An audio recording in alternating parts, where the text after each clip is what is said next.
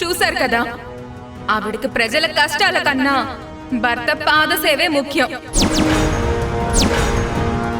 మీరంతా దయచేసి ఇవిడ మాటలు నమ్మొద్దు. కాసేపట్లో మీరు ఎదురు చూస్తున్నా మా అమ్మగారు ఇక్కడికి ఖచ్చితంగా వస్తారు. ఏంటి సిద్ధు గారి ఇది? మమ్మల్ని 9 కల్లా రమ్మని చెప్పి ఆవిడ ఇంకా రాకపోవడం ఎంతవరకు కరెక్ట్? ప్లీజ్ వచ్చేస్తారండి. మీరు అతని మాటలు నమ్మద్దు. ఆవిడ ఈరోజు ఇక్కడికి రాదు రాదు రాదు రాదు.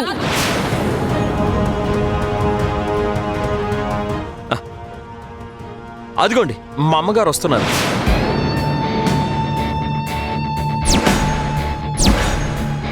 నమస్కారం. విశాలాక్షి గారు, విశాలాక్షి గారికి జై.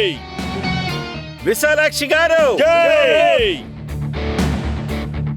నమస్కారం. నమస్తే.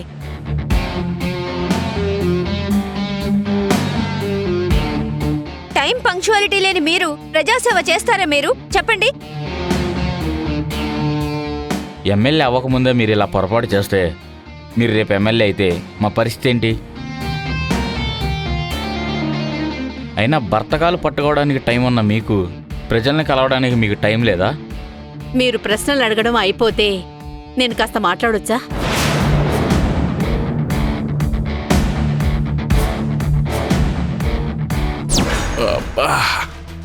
ఒరే బసవా, పడితే పడ్డాం గాని నీ పెళ్ళాన్ని వంటింటికి పరిమితం చేశాను చూడు. అది మాత్రం చాలా సంతృప్తిగా ఉందిరా నాకు. అబ్బబ్బబ్బా. ఆనందమేనమ్మా, ఈ నొప్పి తెలియకుండా చేస్తుంది. ఒరే బసవా, వంట మొదలుపెట్టి నీ పెళ్ళాం ఇంతసేపు అయ్యింది, ఓ వాసన లేదు పాడు లేదేంట్రా? ఏమే, అక్కడ వంట చేస్తున్నావా లేక బాతకాన్ని పెట్టావా?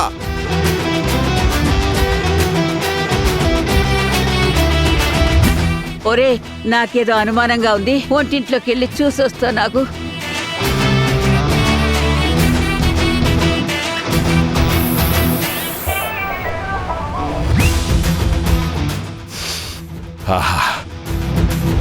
అమ్మా, గుమగుమలు చూసావా? నీ కోడలు చేతి వంట మామూలుగా ఉండదమ్మా. ఏ మాటకా మాట్రా, దాని చేతి వంట రుచే వేరు.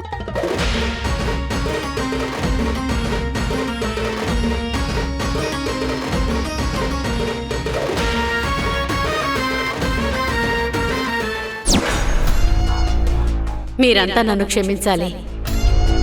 నేను ఇక్కడికి రావడం లేట్ అయి ఉండొచ్చు, మిమ్మల్ని అందరినీ చాలా నిరాశపరిచి ఉండొచ్చు. ఇది ఒక లీడర్గా నా వైఫల్యమే కావచ్చు, కానీ నేనొక నాయకురాలి కంటే ముందు మీ అందరిలాగే ఒక సాధారణ ఆడబిడ్డని. ఓ భర్తకు భార్యగా, ఓ ఇంటికి కోడలుగా నా బాధ్యతలు నేను నిర్వర్తించుకోవటమే నా ప్రథమ కర్తవ్యంగా భావిస్తాను. నేను ఈ విషయం మీకు తెలుసుంటే నేనెందుకు లేటుగా వచ్చాను మీకు ఈపాటికే అర్థమై ఉంటుంది. ఇది నేనే కాదు, ప్రతి ఆడబిడ్డ ఎదుర్కొనే ప్రధాన సమస్య. ఇంటి బాధ్యత, వృత్తి ధర్మం, ఈ రెండూ సమన్వయం చేసుకునే క్రమంలో అప్పుడప్పుడు ఏదో ఒక చోట ఓడిపోతూ ఉండొచ్చు. అంత మాత్రాన ఆడవాళ్లను మీరు తక్కువగా అంచనా వెయ్యొద్దు.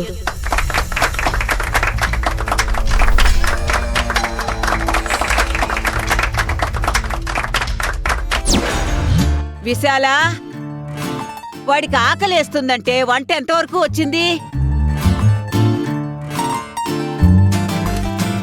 ఒక్క 20 నిమిషాలు అత్తయ్యా.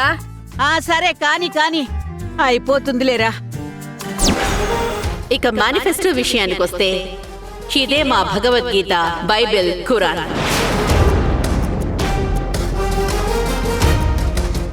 మా పార్టీ అధిష్టానం రాష్ట్రానికి కాబోయే సీఎం శ్రీ సూర్య ప్రతాప్ గారు కలిసి ఎంతో ఆలోచించి జాగ్రత్తగా రూపొందించారు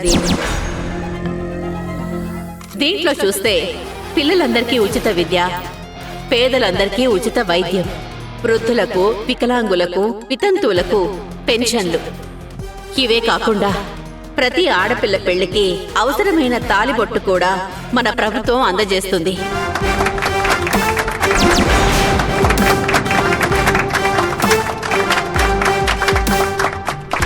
ఇవి మాత్రమే కాదు, మా నియోజకవర్గంలో ఎక్కడ ఎవరికి ఏ సమస్య ఉన్నా సరే మీరు ధైర్యంగా వచ్చి నాతో చెప్పుకోవచ్చు. నేను సంబంధిత అధికారులతో మాట్లాడి మీకు సాయం చేయడానికి సిద్ధంగా ఉంటాను. అమ్మా సూపర్ అమ్మా. మీకు అవసరమైన వసతులు, కావలసిన సౌకర్యాలు కల్పించటమే కాదు, ఆరోగ్యాన్ని పాడు చేసి కుటుంబాల్ని రోడ్డున పడేసే ఆ బెల్ట్ షాపుల్ని శాశ్వతంగా మూయించేస్తానని మీ అందరికీ నేను మాటిస్తున్నాను. విశాలాక్షి గారి నాయకత్వం వర్ధిల్లాలి! విశాలాక్షి గారి నాయకత్వం వర్ధిల్లాలి! వామ్మో, ఈవిడేంటి ఇలా రెచ్చిపోతుంది? హ, ఆ తులసి ఈవిడ గారికి బాగానే ట్రైనింగ్ ఇచ్చినట్టుంది. ఇక చివరిగా నా కోసం ఇక్కడికొచ్చి మీ విలువైన సమయాన్ని కేటాయించినందుకు మీ అందరికీ నా ధన్యవాదాలు. విశాలాక్షి గారి నాయకత్వం వర్ధిల్లాలి! విశాలాక్షి గారి నాయకత్వం వర్ధిల్లాలి! విశాలాక్షి గారి నాయకత్వం వర్ధిల్లాలి!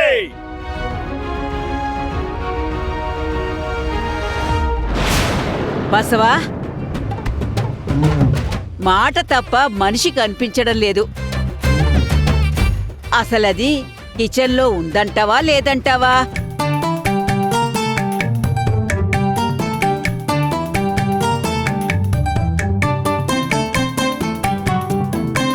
చూసావమ్మా, అసలే వంటింటి కుందేలు. నేను ఆర్డర్ వేశాక ఇంకెక్కడికి వెళ్తుందమ్మా? చచ్చినట్టు ఇంట్లో పడుండాల్సిందే.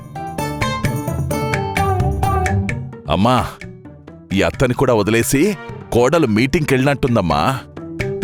అదెటెళ్తే ఏంట్రా, మనింటి కోడలు కదా మనకి ముఖ్యం. అవునమ్మా. ఒసేయ్ విశాలాక్షి, నాకిష్టమైనవన్నీ చేస్తున్నావు కదా? ఆ ఒక్క 5 నిమిషాల్లో అన్నీ అయిపోతాయండి.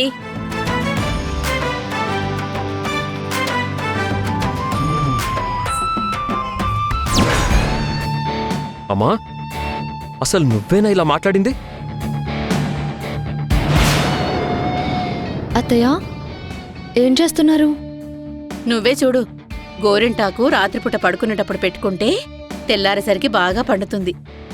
ఇదిగో నువ్వు కూడా పెట్టుకుంటావా? అయ్యో వద్దత్తయ్య, రేపు రచ్చబండ ప్రోగ్రాం ఉంది. మీరు మేనిఫెస్టో గురించి చెప్పాలి. మర్చిపోయారా? మేనిఫెస్టో విషయానికొస్తే ఇదే మన పార్టీ భగవద్గీత, బైబిల్, ఖురాను.